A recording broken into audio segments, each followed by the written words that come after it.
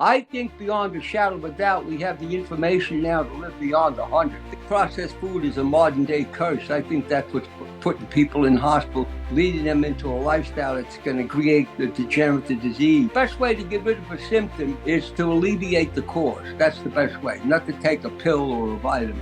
You're not going to get rid of something from a lifestyle by taking one magic bullet. Your body is the healer. If you free your body up to do what it was created and designed to do, you're going to have a pretty surprising outcome. When it comes to genetics, my opinion, based on my experience and the research I did. Meet Dr. Fred Bisci. He just turned 96 years old, and he's been eating a raw, vegan diet for over 60 years. He's dedicated his life to helping others overcome disease and prevent disease through his information that he's learned. He's a nutritionist, he has a PhD in nutrition, but more importantly, he's living the example that he tells others how to live, and he proves it works. When you're eating a real healthy diet without using caloric restriction, it's automatically calorically restricted because it's not that complicated at all to become a healthy person. All you got to do is, your body knows what to do if you present it with the right information. The three most important things is... Hello, everybody. Welcome to the show. I have a return guest. This is 96-year-old Dr. Fred Bisci. Dr. Bisci, welcome back to the show. Thank you, Paul. It's a pleasure to be here. Dr. Bisci, I wanted to ask you, you know so much and you've learned so much over the years. So many people are out there now teaching about lifestyle and health and longevity, which seems to be the hot topic of the day. But why so much confusion out there from what you've seen? Why do you think people are so confused? There's so many different various opinions about this topic. Well, it's very understandable about all the confusion, Paul. There's so many variables into the human condition as far as health is concerned. And the way people think, no two people are exactly the same. So when it comes to science, that's what I go by. I don't go by one person's opinion that's on the internet, in spite of what their credentials are, what their experience has been, and if they're going by double-blind studies. That's all very good. I appreciate that, but there's a window there where people could be doing the right things based on their individuality and still be in the right chemistry to accomplish their goals. So I think the big confusion now is really there's so many different opinions and people have a different agenda. Of course, there's a lot of people in social media. Their main purpose and their agenda is to generate income. And I think unfortunately, there's a lot of people in our society today. They don't have the right ethics and live by the right principles. You know what I'm saying? Yes. So I think it's very, very important for people to realize there isn't just one way to be healthy as far as chemistry is concerned. So as long as you're in that window where you're giving your body free reign through the process of adjusting its chemistry. In other words, what I'm trying to say, everything is chemical and everything is action and reaction. So if you're giving your body a chance to react in a positive manner, it'll make you healthy. I mean, that's why I always tell everybody, no matter what you're doing, make sure you're leaving out the processed food, because that's the main link to giving your body a freedom through homeostasis to create a healthy lifestyle, a healthy chemistry for you. Okay, let's start off with when a person comes into this world as a baby. Right. Do we all start at the same starting point before we introduce anything to our body? Do we all start off from the same starting point, or are some babies starting off in a different situation, chemically wise or health wise than other babies? Now, they're not coming in the same way. Absolutely not. It all depends upon the condition of the mother, what her lifestyle is, the condition of you know, everything that she does as this fetus is being developed and formulated to non-differentiated stem cells in her womb. So it makes a lot. It has a lot. And even the condition of the father, when that child is conceived, it makes a big difference. Science is there's so much that's not understood about science. And there's so many variables out there in lifestyle. That's why I get a little leery when I hear people say that they're going by the science. And the science is based on double-blind studies. I'm not a big fan of double-blind studies. I mean, most of the time they prove to be inaccurate, and it's constantly changing. Science is constantly evolving and to get more and more accurate. So you have to give your body is the ultimate science. As I say before, it's designed to keep us healthy, live a very, very long time. It's self-healing, self-regulating. So people got to try to get away from the nonsense. They can't take somebody, and because they think they're very knowledgeable and they have a good presentation, just to put that person up on a pedestal and not do their own research and have their own experience. I think it's very, very important to do the research and then have your own experience. That's what I did in my life. I mean, I studied Guyton's book on physiology. I studied the science. Then I had a very a different amount of experience as far as lifestyle. When I was a young guy, I was a very big guy, and because I worked out with the weights, and then unfortunately I had an accident and things changed. But the reason I got into everything and started to experiment many, many years ago with a raw lifestyle, I had no intentions of sticking to it. I just wanted to do the research. Of course, in those days, there was plenty of confusion too. And there was many so-called experts that had contradictory opinions, especially years ago about fasting. If you spoke about fasting, people thought you're out of your mind. They thought you were starving. It was starvation. Sure. I studied with some people in Europe, had a totally different, idea about fasting. Then when fasting started to become popular in this country, it started with natural hygienists, and there was a chiropractor from Australia named Alec Burton introduced some of the practitioners in this country, and I'm talking about chiropractors and medical doctors, and that branched out and that developed, and people opened up fasting retreats and nutritional places where people got nutritional consultations. And then there was a bit of a controversy 60 years ago about whether you should follow a starch-based diet or you should follow a fruit-based diet. So there was a couple different camps there. So that caused more controversy. I think they made, again, they were making a mistake. You didn't have to be in one camp or the other. There was a way to put everything together to make a healthy lifestyle that was reasonable, that the average person had a chance of doing. Now you got some radical things that's not really not something appropriate for the average person that's struggling. There's so much, like extremes.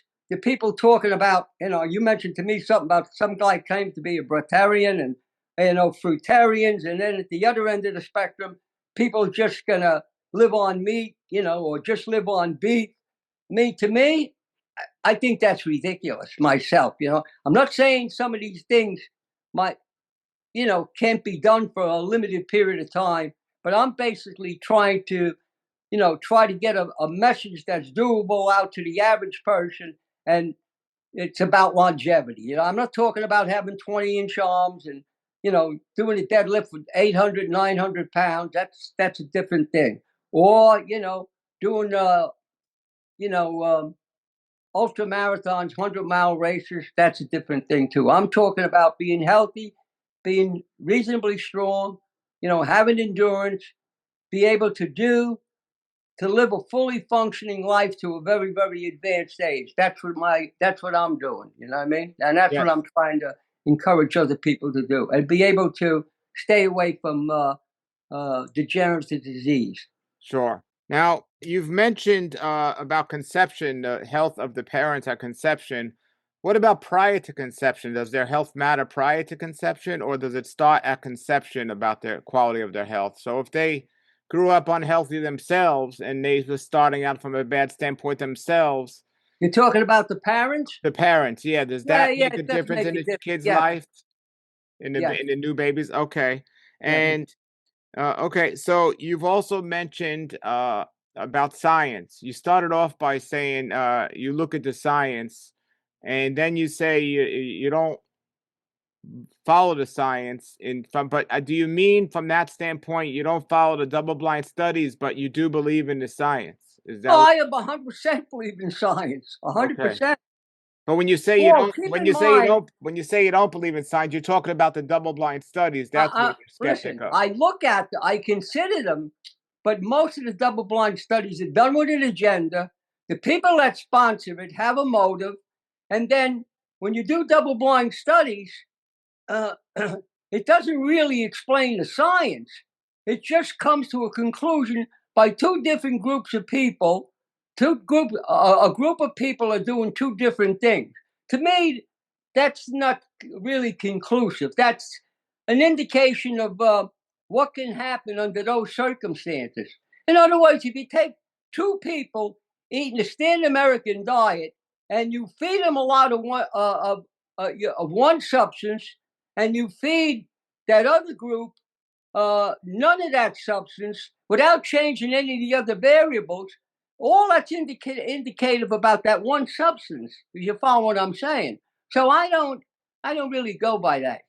Okay. So you said research. You said you did your own research and you recommend people did their research. What kind of research are you talking about when you say research? Well, you got to do this. You got to read. Good. I might want to read a book like Guyton's book on physiology, so you understand how the body works.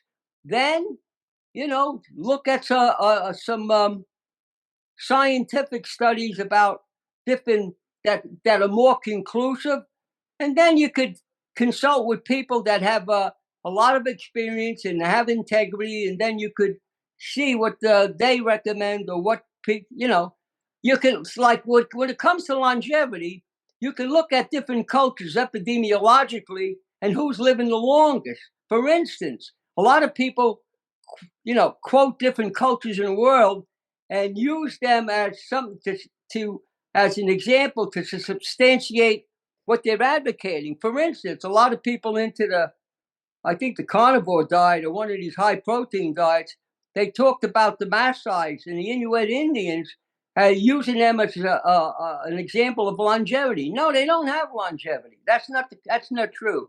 If you look at the Maasais, who are beautiful people, fabulous specimens, of course, but I think the average male is the average lifespan is 42 and the average woman is 44.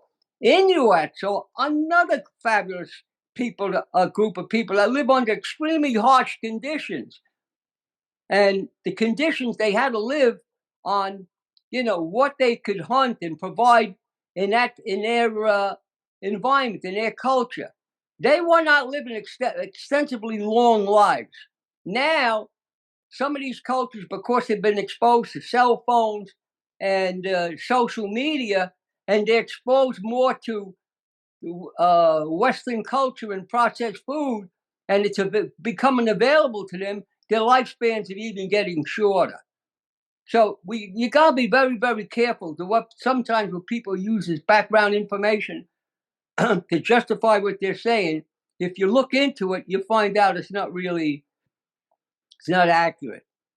Okay, so we're not all starting out from the same standpoint as babies. I know, for example, Paul, can I interrupt you? yes, I please go can ahead. I could use myself as an example. I started out in not a good place. I was a dyslexic. I had a very bad speech impediment. I used to slow all my words, sound like a dead end kid from Brooklyn. Maybe that's still there. You know what I'm saying? And the effect that had on me when I was a kid growing up, I got kicked out of all the schools I went to because being a dyslexic in those days, in the 30s and the 40s, people really didn't know what was wrong. I came from a very good family. My mother and father didn't know what was wrong. You know what I'm saying? And because the effect it had on me, I did not want to go to school because I was embarrassed in school. If the teacher called on me to recite something, I was embarrassed because I had trouble reading and understanding what I was reading, thinking I was stupid. It turns out I was not stupid. I did very, very well later on after I changed my lifestyle. In fact, I took a special test and came out in the top 5% as far as intelligence. So I'm not saying that to boast. I'm saying from where I started from, what this type of a lifestyle could do for you is absolutely, and I'm a big fan of fasting also, supervised fasting. My fasting wasn't supervised. I did my own, and I helped some people fast. But I recommend people go to get supervised fasting. But where I started from, I wouldn't want to see too many people start off from where I started from, especially in that time, in that era.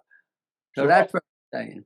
Well, where everyone starts from is seemed like a great disadvantage because as much as our parents love us and as much as a parent loves their child, the lack of knowledge that was out there, like when I was born and when you were born, about health and nutrition wasn't to where it is today. So we all seem to have start with a big disadvantage. I mean, there are some exceptions to that, but a lot of people, when I was born, I wasn't breastfed, for example. And we know now that, breastfed babies have certain bacteria that are helpful and so on. My parents had no idea about nutrition, but now there's a lot more information accessible about nutrition. So we're all pretty much starting out disadvantaged to some degree of where we can be because of the lack of knowledge of our parents and the way we were brought up. But you've made this remarkable change at some point in your life. So taking in consideration that people are starting out from not the best place, what are some changes? Let's say now when a kid's a child, but now the kid's on his own at 18 years old, let's say, going out of the house. Now they're taking responsibility for their own health. So what changes do you recommend people start with at that point? Well, I think processed food is a modern day curse. I think that's what's putting people in hospitals and make people leading them into a lifestyle that's going to create the degenerative disease. So I say anybody that gives up processed food, that alone, they're going to see a dramatic improvement in what's going on. Because remember, your body is the healer. You know what I'm saying? If you free your body up to do what it was created and designed to do, you're going to have a pretty surprising outcome. That's why there's so much confusion out there. I mean, there's all kinds of marketing out there for superfoods. And I mean, some of these things have validity and special supplements that, it's going to turn your hair dark and, do all these unbelievable things, which, you don't even have to do that. People could dye their hair. There's all kinds of things now people do cosmetically and all that's not really that good for them. You know what I mean? So leave out the processed food and try to self-educate yourself. Read some of the right books, self-educate yourself, and look at people that are getting the results. Don't forget, the bottom line is results. If somebody gives you a sophisticated, uh, remedy for something loaded with all kinds of scientific explanations, if it don't work, I would discard it. I don't care. There's so much abstract scientific nonsense going on out there. The bottom line, does it work? That's the key. And usually there are no magic bullets. You're not gonna get rid of something that's from a lifestyle by taking, in a lot of cases, by taking one magic bullet. That's what I feel bad. A lot of people buying stuff, being hooked into buying stuff that you're just being taken advantage of. Now, I'm not saying there are things that are not effective and should be part of a comprehensive program to help your body remedy the problem. Your body has the ability to remedy a lot of problems when you alleviate the cause of that problem in your lifestyle rather than just treat the symptom and leaving the course to continue to exist in your lifestyle, even though it might change the way your blood test looks. It's not the good way to approach it. I like to get rid of a symptom.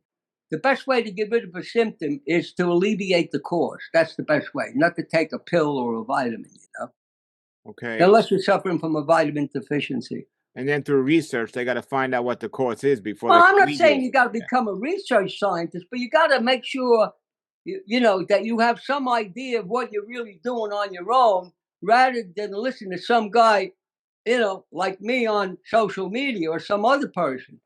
You don't know if I have integrity. You don't know if I did what I say I'm doing. I did. I mean, there's some good books out there that make things simple. That's what I tried to do when I wrote my books. You know what I mean? I just found out they took my books off Amazon. I don't know why. So, but there's plenty of good information out there, and there are some people out there that are really trying to help people. I think there's some people that they believe what they're putting on, the information they're putting out there, but it's not the generalized type of information. It's leading in one direction. You know what I mean? It was as if I would just start a podcast and all I talk is about is living on an old raw diet. I wouldn't do that. There are people that are, pinpointing their approach. You got to give general information to give the average person to be able to follow a program that's going to give them a chance of getting healthier, and following a lifestyle that's approachable for them, and giving up the all the processed food is where I think that's where you start, because processed food and ultra processed food is really, it's really a problem. And Paul, getting back to what we were saying before, I was pretty lucky growing up. I grew up in a poor immigrant family, but my mother was really the original type of person. She just did it because she came from a place in Europe where it wasn't unusual for people to get to be 100. So my mother always gave us fresh food, and she always gave us plenty of raw food. I mean, growing up, I think, looking back now, I think my diet growing up was probably 50% raw. And then we ate a lot of, my mother made polenta, which was made from cornmeal. She used boreal rice. And we weren't wealthy enough to eat animal protein every day. And we ate animal protein, and in my mother's mind and my father's mind, that was a treat for us today. That was a treat. But my brothers, there was 9 of us in my family. My brothers, when they were at home, they were like gorillas, I'm telling you. I was the one, because that had a problem. Physically, I was good. But because I didn't know what was wrong with me, I was dyslexic, which I overcome through lifestyle. And people said, oh, that's incurable. All right, whatever you want to think. But I went from being like that to being very successful in different areas. I had different careers in my life. You know what I'm saying? Sure. So, people should not feel their condition is beyond reproach to get them better. That's the way I look at it. What's your can you give us an example when you say processed food? You've mentioned that several times. There's processed food, there's ultra processed food. Give people that are listening, because people that are listening might not know the difference. I mean, I once told somebody to eat, they told me bread is raw because it's cold. People have no idea. Yeah. So give an example for people. When you say processed food, what do you mean by processed? Anything that's been changed from its natural state.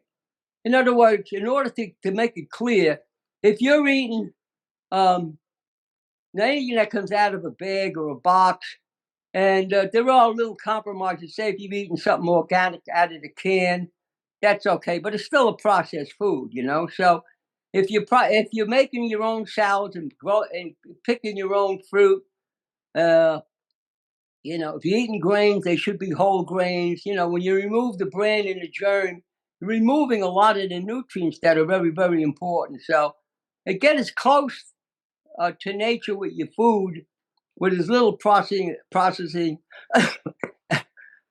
as you possibly can, is the answer. You know what I'm saying? Yeah. And of course, when you heat food, just, you can eat some cooked food and still be a healthy person, like in my intermediate level diet. But I choose to, I originally started to eat a raw diet, but I wanted to see if it was sustainable, because when I first went on a 100% raw food diet many, many years ago, there was a friend of mine was a doctor, and he told me a friend of his from Harvard said, I would tell him, you better warn that guy, he's not going to live a long life, you know what I mean? So maybe he was right, but I'll be 96 in a couple of weeks, so I'm still here and I'm still doing very well. So I don't agree with that. Now, there's certain people that I would tell people, if you are interested in eating a high raw vegan diet or raw vegan diet, I would not take any advice from anybody unless they had done it themselves and then had some kind of scientific knowledge. I would not take advice from a person that had all kinds of scientific knowledge, but they never done it, because the abstract science available today will not acknowledge a raw diet, because it doesn't measure up, but it doesn't mean it's not doable. You know what I'm saying? It can't be sustained by the science, abstract science. In other words, if you ask AI the way it is today, can you live a long time on a raw food diet? It's going to say no. That's what I'm trying to say. Sure. You've mentioned, obviously, the database hasn't caught up yet to what's really happening. Sure. You've mentioned processed food. Is cooked food considered processed food? Yes, it is. It is. You are processing, but you could steam food, or cook at don't go the higher the temperature. But if you're eating a diet, it's 50% raw and 50% cooked. If you're eating a raw cooked food that you're starting out with fresh food, you're still going to do much better. I'm not dogmatic. I'm not limited to one way of doing things. Listen, in all my years, I've seen people get better I've seen people improve their lifestyle dramatically by eating a plant-based diet and eating a small amount of animal protein. Now, I'm not a fan of animal protein for a number of different reasons. I had to be, somebody came to me and said, Freddie, I'm not willing to be a vegan. I met people where they at, and I tried to help them, and I found out you could. I think there's a certain, from what I've seen over the years, the more protein, animal protein, the person eats is, I think it's relative to the length of their lifestyle. See, a lot, when you compare plant protein to animal protein, a lot of people, I don't hear too many people talking about the nitrogenous byproducts that are in the flesh of the animal that you're eating. That's the waste products that haven't been eliminated. Those nitrogenous byproducts are not in the plant proteins. That's why people could eat a lot more plant protein and even overdo it, which is not necessary.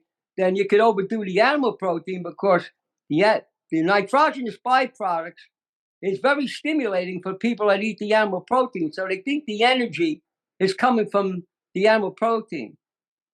The nitrogenous byproducts stimulate your adrenal function. And then to some degree, you're going into the fight or flight response. But that energy is not being produced through the Krebs cycle. That's coming through stimulation, which is different. Sure. You've mentioned we want to follow people that's getting results, to look at the results of the people you want to follow. Right. Now, my question is, when we look at what results are, some people can look at the same exact person, and two different people one person will say, oh, that person looks great or is doing wonderful. But that same other person will say, oh, that person looks terrible and I don't want to follow him. Do you think results are based, or the idea of results are based on culture? Like somebody will say, oh, I'm underweight because society, everyone's overweight. Or what's results based on when you say look at the results you want to get? What are those results based on? Quality life, your blood test to a degree. When you're on a super healthy diet and you're not overeating, when you're eating a real healthy diet without using caloric restriction, you're automatically calorically restricted, because the body becomes more biologically efficient, so you have more energy on the same food. I found that out after I had my accident, and I switched I couldn't get my right arm over my head. I couldn't do certain exercise anymore, and I started long distance running.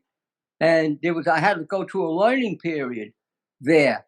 And I found out by eating my foods a certain way and everything, I was able to cover a longer distance and faster by eating the right foods correctly. Like in other words, I was training to run marathons, training very hard every week, doing long distance, doing a 22-mile run every other week. And then when it came run a marathon, I couldn't run fast because I just wasn't eating enough fruit. I increased the amount of fruit in my diet, and I still don't eat a lot of fruit if I'm not exercising because I love fruit.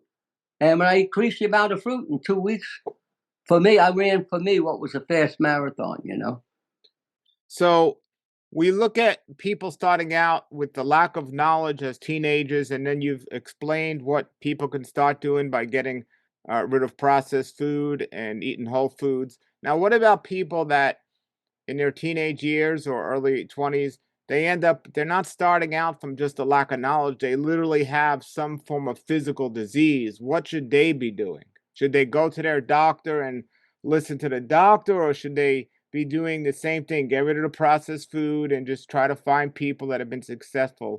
What about, is it any different the path that people that are starting out with a diagnosed disease versus people that just have a lack of knowledge and been treated bad by their Now, parents? Paul, listen, I'm not,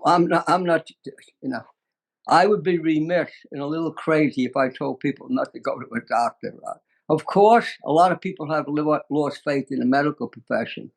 Like the doctor that operated on my back, I probably would be in a wheelchair. From Dr. Hughes from Hospital Special Surgery. I mean, that guy, I'm as good, I can do anything. I feel as good as I did when I was 50.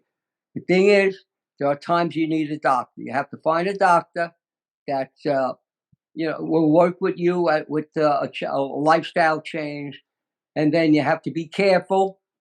You know, there's certain types of medication people prescribe for different diseases are more harmful to the disease itself. So you have to use intelligence. You might go to a naturopath or an osteopath or some kind of a doctor, or a doctor that works on getting at. There are doctors out there that try to get at the cause of your problem. There are good doctors out there, of course. So you need a good doctor, and then that's willing to work with you.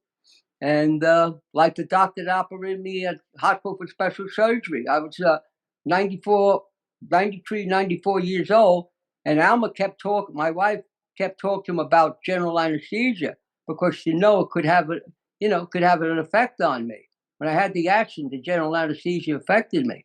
So he said, "Well, we're going to give him a very extensive physical." So they gave me 2 days of physical, very extensive. And he said, "Miss Bisci, we won't worry about your husband. He has the physiology of a 50-year-old man." So I got the general anesthesia when I had the surgery on my back. And did it affect me? Yes, it did affect me a little bit. But it's being remedied. You know what I'm saying? Yes, yes. Yeah, Now, and you always got to weigh the risk against the benefits. I mean, if I stayed the way I was, I'd be walking with a cane or be in a wheelchair. Meanwhile, I'm out there going around like nothing. sure.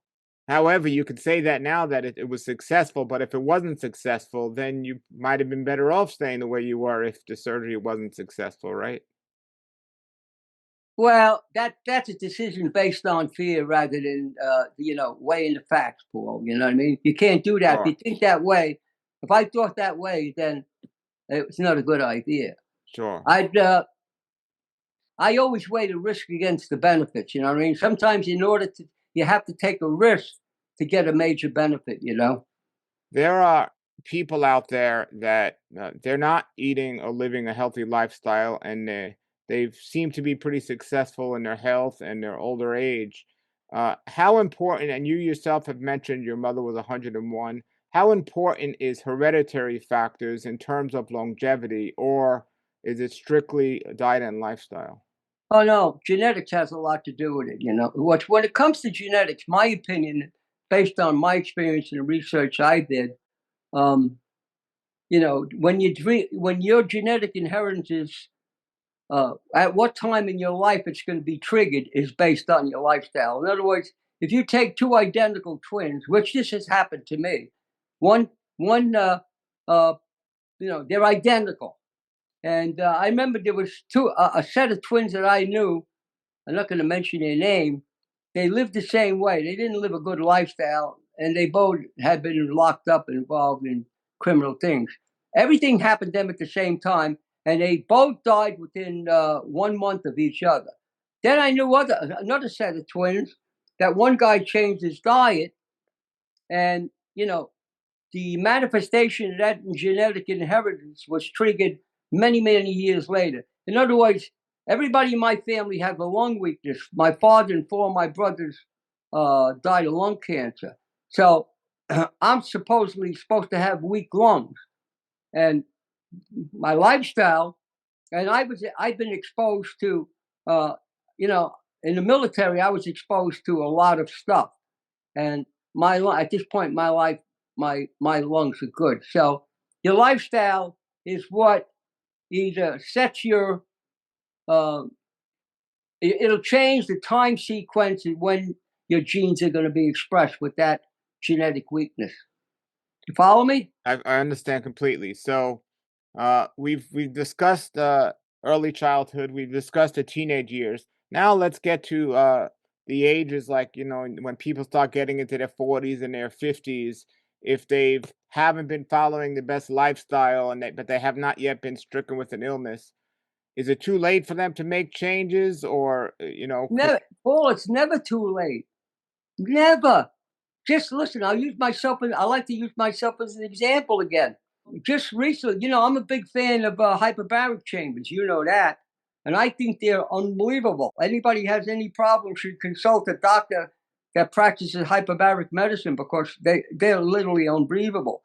And just recently, I moved to New Jersey, and I found a doctor up here that has a hyperbaric unit, Adaptive RX in Red Bank, New Jersey. I go up there. I mean, I feel it myself. I come out of there feeling like a rocket when I come out of there. And then you're stabilized. But each time I go, I feel better. Now, is it doing something miraculous for me? No. My well-being, I know it's helping me. You know what I'm saying?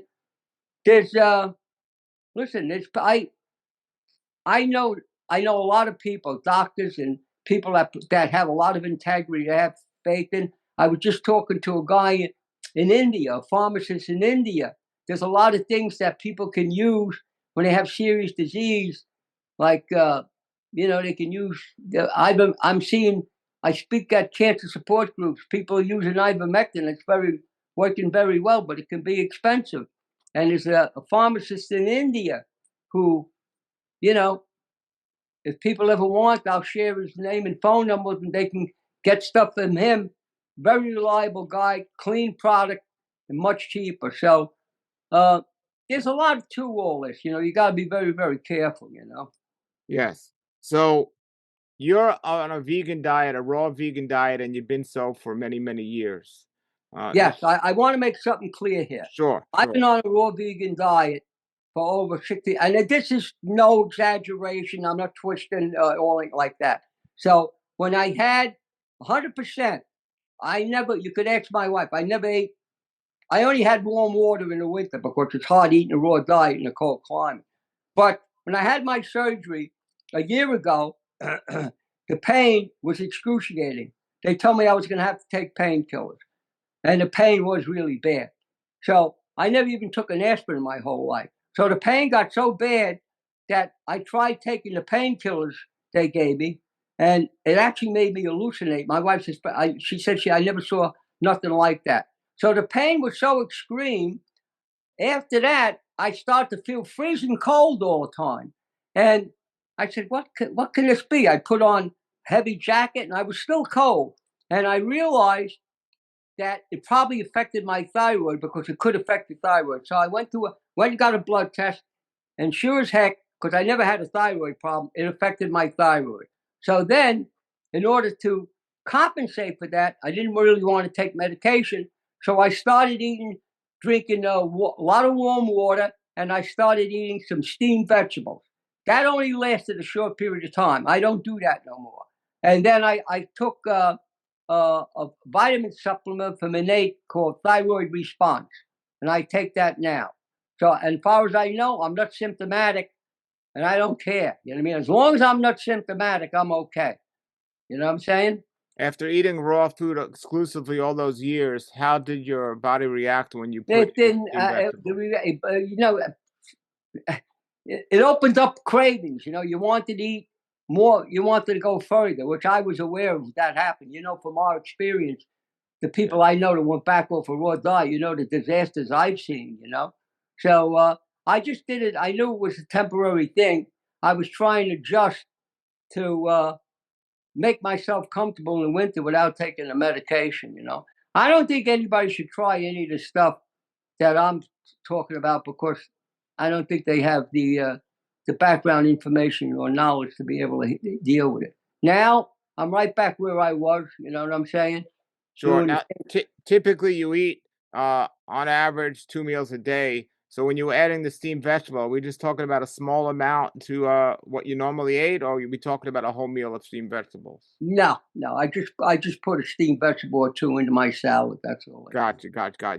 Well, what I was going to ask you is, being on a raw vegan diet or even a vegan diet over time, there are three areas that people often have questions about in terms of, is this going to be healthy and safe long term? One of them is protein, a Right. vegan and a protein diet. Can you discuss what your recommendations are? Do they need supplementation, or can they get all the protein they need? And how much do they need, or should they get on the average day, in your opinion? Well, funny that you mentioned that. I was just talking to a girl that's on a vegan diet for many years. And yesterday, she's a recovered cancer patient, and she was on a very, very good diet, having no problems. And she's a social media fan, and she was been watching a lot of people saying she had that you have to have if you're a vegan, you have to make sure you're getting enough protein, and you needed that she needed, I don't know, 70, 80, 100 grams of protein a day, which I think is basically ridiculous. You know what I mean? I think everybody's different, depends upon whether you're a weightlifter or, but, and not taking into consideration that she's a recovered cancer patient. So I don't think, I never followed a high protein diet myself. That's not for me. Now, I think on a raw food diet, if you're eating avocados, nuts, seeds, you're eating a lot of leafy greens, and you're using chia seeds, hemp seeds, and flax seeds, and that's all you really need. But I do use a product called MAP, Master Amino Acid Patent. I knew this Italian doctor, and it's very, very clean. It's 99.9% usable protein, which I do use that, but I don't. Do I really need it? No, I just use it because when I exercise, I take it 20 minutes before I exercise, and it makes it's more productive. How long have you been using that? Uh, I probably make I probably met Dr. Luca, who they took advantage of him. That guy was brilliant too. He was from Italy. Somebody plagiarized his formula and selling it under their name. Probably 15 years ago.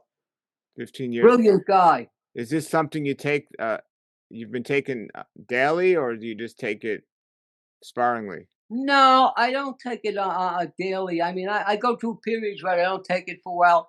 I believe it's a good idea, especially with oil soluble vitamins, which I take vitamin D, is to cycle it, to get off it for a while, because oil soluble vitamins, the branch chain, the amino acids are not oil soluble. I just, I really, do I think they're necessary? No, I don't think they're necessary. But I take them because it gives me that edge. When with my exercise and everything. I still exercise pretty strenuously. I I push myself pretty hard. So, Sure. but as far as need a certain amount of protein per pound of body weight, that to me that's all based on double blind studies, and I think I don't believe that at all. And in my practice, I saw lots and lots of people. I mean, I would guess over the years, maybe 15, 20,000 people. So I had my own double-blind studies. And I just didn't advocate one diet for everybody. I had there was a variable window of what people could eat and still recover, except for certain diseases like cancer and things like that. That was different. But the average person that's dealing with chronic disease, most all chronic disease are remediable by lifestyle change, you know. The average person eating the standard American diet, even if they screw it up, they're going to get enough protein through their processed meat and everything else. What about the average vegan? Is it possible or common, if they're not looking at what they're doing, that they can get too little protein? It's possible. It's possible. There are vegans that are not, from what I've seen, that came to see me, that were not healthy because they were focus on all these processed, the sweet foods, you know.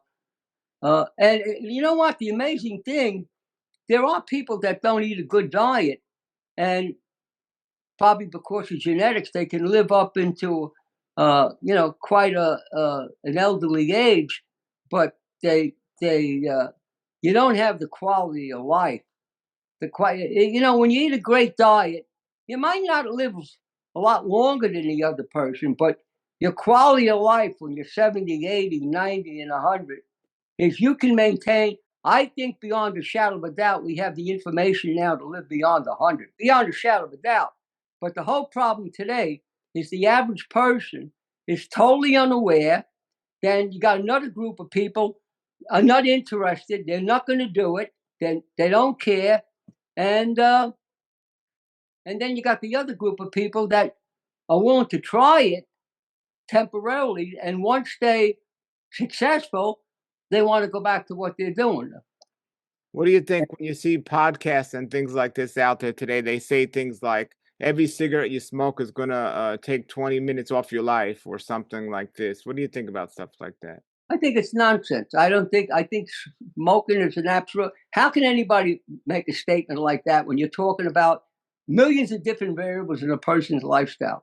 I seen you're talking about, I seen my father, who was pretty much into physical culture. He was interested in follow a guy like Bernard McFadden. I don't know if people know who he is. My father used to go out in the sun. He used to like to go in the ocean, but he was a very heavy smoker, and he got lung cancer. And the doctor told me in those days, I'm going back into, I don't know, it was the 40s. And they wanted to remove his lung, and he said no.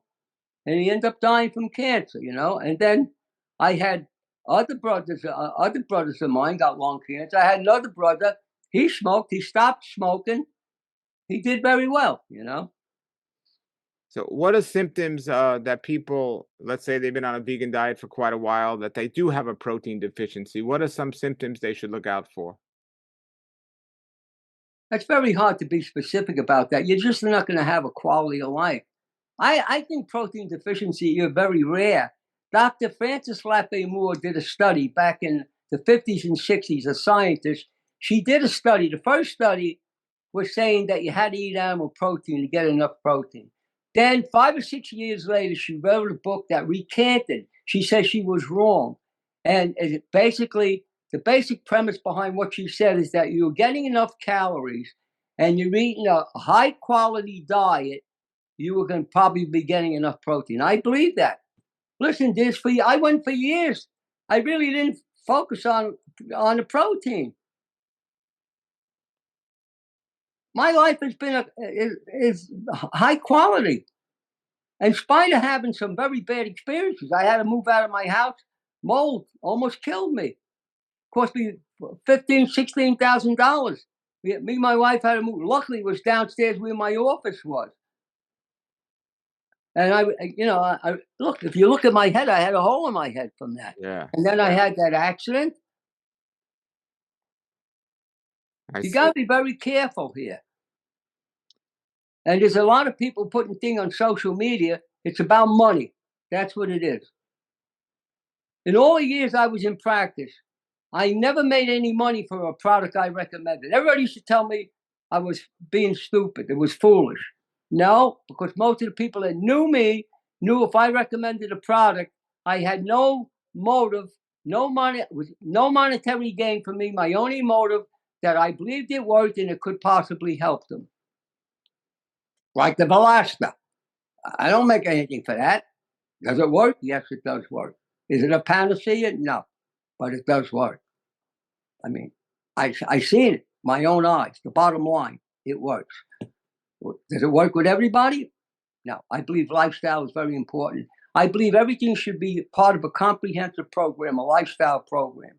Then these things will come into play.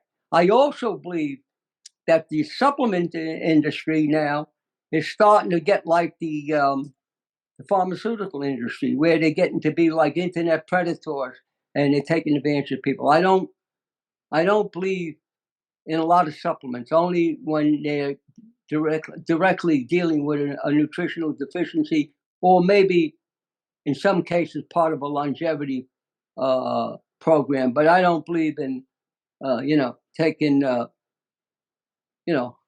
100 supplements a day. I think that's counterproductive myself. Because if you look at the supplement, you look at double-blind studies. It might not work in as far as in your lifestyle. It works in the double-blind studies because there are a limited amount of variables. So I don't. Speaking of supplements, a vegan diet now, they're recommending omega-3. They're saying, oh, vegans need omega-3. So that's kind of the hot topic today, because there are some people on social media saying if you're a vegan, you need to get omega-3, or you're putting yourself at a chance of getting dementia or Alzheimer's when you're older for brain health. The vegan diet alone is lacking in omega-3s. What's your opinion about that? Well, my advice to the average person is, don't try to prove a point, and there's no harm in taking it. It's not gonna harm you. But I've never taken it. I eat flax seeds, chia seeds, hemp seeds, and there is some omega-3s, trace amount in vegetables. So far, hasn't affected me. My mind is as sharp as it ever was. But I don't believe people should go by me. I don't see any harm in taking it. And if I thought it was necessary, I would take it. But I think a lot of this is about money and abstract science myself. Plus, again, you know how I think. I'm a Christian, and I understand what it says in the Bible about diet and lifestyle. And I don't think we're carnivore. We don't look like lions, big cats, or So I don't think animal protein is not going to be part of my lifestyle, or anything that comes to it. It's not going to be part of my lifestyle. And vitamin B12, while we're on this topic of supplements, vegans need vitamin B12, but then there are some people out there on social media that say they don't. So what's your opinion with that? Well, I understand where they're coming from, but the first, I can't remember, about first 12, 15 years that I was on a raw food diet, I didn't take it. My B12 range was always in, around 400. But I take vitamin B12 because I'm not looking to prove a point. You know what I mean? I just want to, I want to do well, as far as longevity is concerned. Plus, I view what I'm doing as an experiment. As far as I'm concerned, I'm a living experiment. You know what I mean? Someday I want to write another book about a lot of things I haven't shared that I think is critically important. So if you have any doubt, and it's always best to err on the side of caution. If you think, if you don't want to be stubborn and be unscientific. So if you think it has merit, by all means, take it. It's not going to hurt you. Taking 1 or 2 supplements, or a special supplement, or some food is really some type of a superfood, it's not going to hurt. Like Irish sea moss. Irish sea moss is really it's a pretty miraculous. It's pretty dynamic. If it's clean and it's done correctly, that's pretty. It has almost all. It has, I think, 100 110 nutrients in it. It has minerals. It has iodine, which iodine is a very important. I think that's part of a problem with a lot of raw food is they don't get enough iodine into longevity, and it could affect your thyroid. So I'm a big fan of making sure that you eat sea vegetables and you eat some Irish sea moss. Okay, so we covered uh, early babies, we covered early childhood, we covered teenage years, we covered 50s. Now we get like my dad, he's going to be turning 84. He doesn't eat a bad diet. He doesn't eat a great diet. He eats a lot of animal protein. He hasn't been diagnosed, even though he's been on a high blood pressure medicine for years. He hasn't been diagnosed with any medical disease or anything like this. He's not very physical. He walks, but he can't jog, but he walks. So for Right. people in that condition, they haven't been diagnosed with a medical disease, but at that age, they for that time age, it's a lot of people are dying at that age and getting diagnosed with these diseases. So what does a person at that age do? Do they just keep doing what they're doing under those circumstances, or should they desire to make a change in what they're doing? In your Well, as opinion? I said before, a guy like your dad, I don't know your dad, but I don't think he's gonna. Based on what you told me, he's not going to change. You know what I mean? So, I mean, would a change in lifestyle and getting into a hyperbaric chamber help him? Absolutely. But is he doing good? Under those circumstances, he's taking high blood pressure medication. If he wasn't taking high blood pressure medication, having high blood pressure is a serious thing. It can lead you to kidney failure, a lot of other things. So he's doing okay. Now, because of medical heroics, a lot of people are living longer. They're living longer up to the 80s and 90s. But what about their quality of life?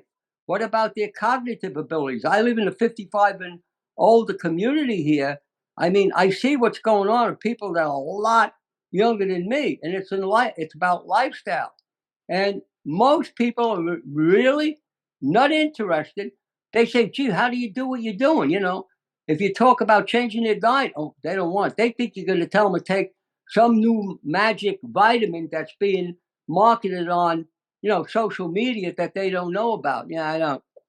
You know, I would say out of all the people I've seen over the years, and I've seen some miraculous recoveries without exaggeration, but all the people I've seen over the years, out of all the people that got better and stayed with it as a lifestyle for the rest of their life, I would say if if I was being optimistic, I say it was 30%. Sure. That's why I'm leery about recommending radical diets because I've seen people on a raw food diet go back to eating animal protein. You know what I'm talking about. You Yeah, yeah, know the yeah, people yeah, on.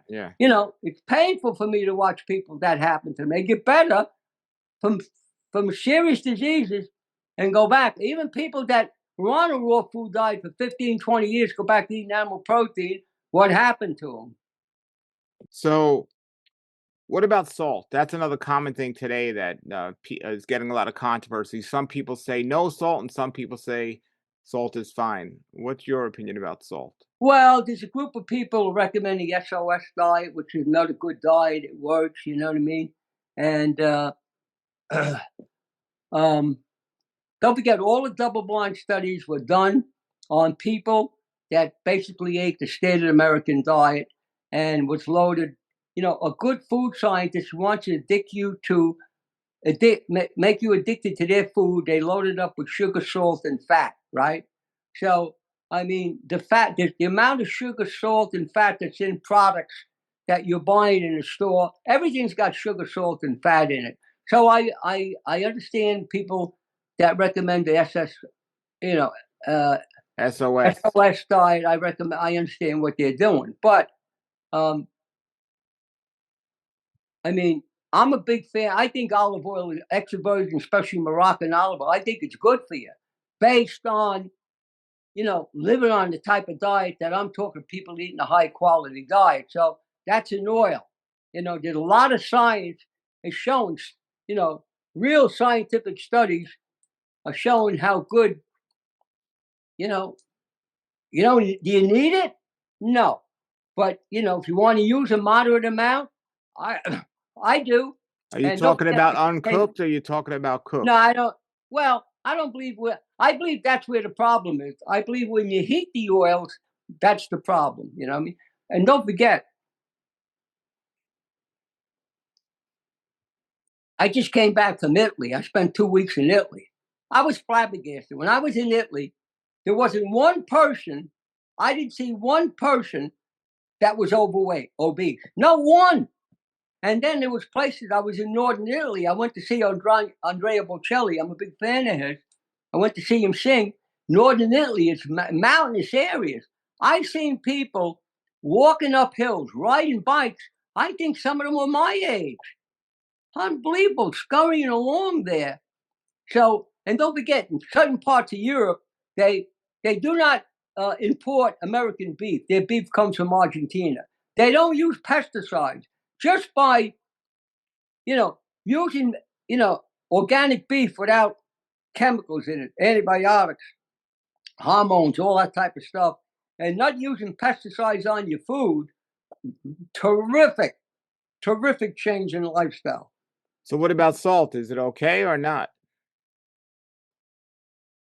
I use a moderate amount of salt on my salad in the evening. I use a little moderate amount of Redmond sea salt. Oh, it's only a few shakes. I don't have high blood pressure, but I think people shouldn't go by me. They got to decide for themselves. They got to think about what I just said. Do I recommend the average person is buying all these products loaded with salt? No, I think they should stop the salt. You know what I'm saying? But can you live a healthy life? Is the SOS diet a good diet? Yeah, it's good. But that doesn't apply to me. I like to put a pinch of salt in my distilled water to kind of remineralize it. You think it's a good idea if you have distilled water to put something like a pinch of salt? I think so. Okay. Yeah, I think because distilled water is inert. It has tremendous. If you want to fast, you drink distilled water. You know what I mean? I don't drink distilled water. I did for about 25, 30 years, but I don't drink distilled water no more because I think over a long period of time, when you're on a very restricted type of a diet where you're walking a fine line, I think it would be a problem. So I find alkaline water works very for me. Alkaline hydrogen water works very well for me. And what do you mean distilled water can be a problem? It can cause problems. How It so? might pull too much out of your system. If you're not putting the salt in or even with the salt? Well, you could put something else in it. It doesn't have to be salt. Yeah, but if you're mineralizing it, does that alleviate the possible problem? Well, if it's no longer inert, it no longer has the leaching effect. So if you want you're on a water fast, of course, distilled water is the best thing to use. Sure. That's my opinion. You know what I mean? I'm not saying anybody else recommends something else. It means it doesn't work. It could work. My personal issue with salt is whenever I add it to food, it makes me overeat. Yeah, well, that's the problem. Whenever, no matter what it is. If I add salt to it, Yeah, that's true. Yeah. That's true. But don't do that to me. Yeah. I don't. I'm very careful. My wife chronically always thinks I'm not eating enough. But that's true. Those three things do stimulate your appetite. And that works through the hypothalamus gland at the floor of your brain. When you say three things, what it was? Salt? What Sugar, salt, and fat. Got you. Okay, so the last one of the last questions here, then we'll finish and wrap it up for now is one of the common things out there today is diabetes that people are suffering from. And there's a lot of new teachings coming out about this. And I just interviewed two different people about diabetes that appear to have success dealing with it. One of the people I've interviewed says he recommends a low fruit diet and that would high fat. And well, not high fat, but just low fruit was the main aspect of it. Where the other person said it doesn't matter how much fruit you have as long as you keep the fat low. So what's your opinion about the treatment of diabetes? Is it an individual thing, or do you think one of those is better than the other? Because they both seem to have success. Well, type 2 diabetes, is not caused by sugar. It's caused by processed food and fat. So the answer to me, from my experience, I've seen work almost 95% of the time, is that when you remove the fat from the diet, the insulin receptors that pick up the insulin are not clogged with the fat. So the insulin receptors, once they're cleared of the fat, it will pick up the sugar. As long as you're producing insulin, theoretically speaking, you can eat all the fruit you want and it's going to keep your blood sugar stable. You follow me? Yes. But type 1 diabetes is different. Type 1 diabetes is that your pancreas is not producing the insulin. So if your pancreas is not producing the insulin, if you're eating any form of sugar, it's going to be relative to your blood sugar going up, which you have to control. So that's why they take insulin. But some people, I understand what people are doing. So if you don't eat no fruit, you have no sugar, it's not going to cause your blood sugar to spike. And your blood sugar will stay relatively low, maybe in the normal range. But it doesn't mean that you cured type 1 diabetes. It's just that you're not eating anything, no form of sugar. I mean, some people claim that with the carnivore diet. There's no sugar in animal protein. So if you eat that, your blood sugar is going to go way down. But you're a type 2, if you're a type 1 or type 2 diabetic, by eating that animal protein, you're putting a tremendous stress on your kidneys, and that's why a lot of people you can end up on dialysis. So there's an element of truth to what everybody is saying. It's just two different approaches that you understand why it's happening.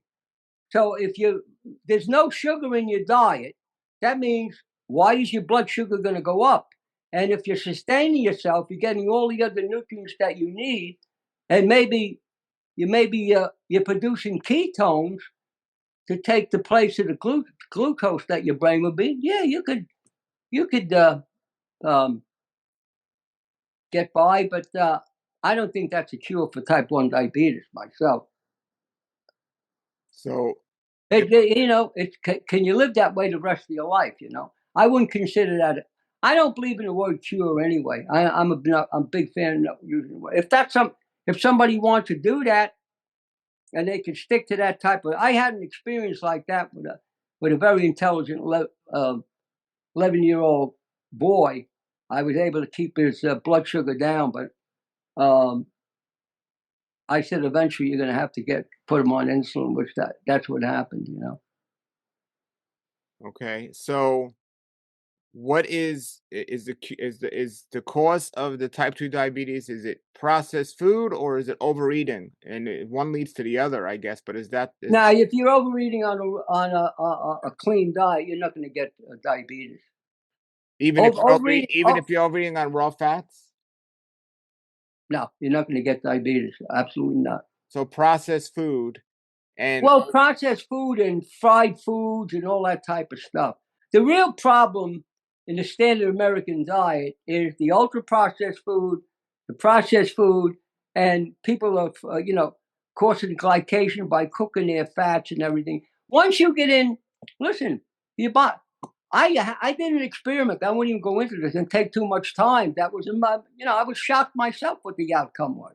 So I don't recommend anybody, why would anybody want to eat a diet that's loaded with fat, even if it's raw? Why would you do that? Your body has to work harder. It's a more concentrated food.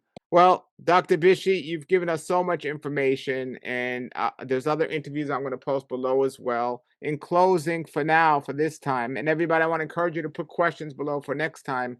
Is there anything you want to leave people with that they should remember from what we've discussed here today?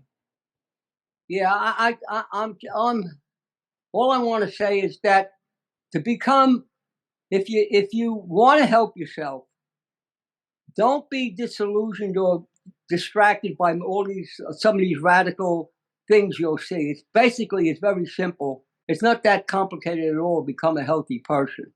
All you got to do is give up the processed food. Eat 2 or 3 meals a day. Don't snack in between meals. Don't eat before you go to bed. Basically, it's that's simplicity in itself, but it's not really that complicated. Don't let people make you think that it's very complicated. Your body knows what to do if you present it with the right information and get enough sleep. The 3 most important things is lifestyle, exercise, and sleep. Sleep is just as important as your diet. So you put those three things together, you're going to do very, very well. Great. Thank you so much. Thank you for your time today, everybody. This is Dr. Fred Bisci, going to be 96 years old soon here. And Dr. Bisci, thanks again for joining us. Keep up the great work. Okay. Take care. All the best.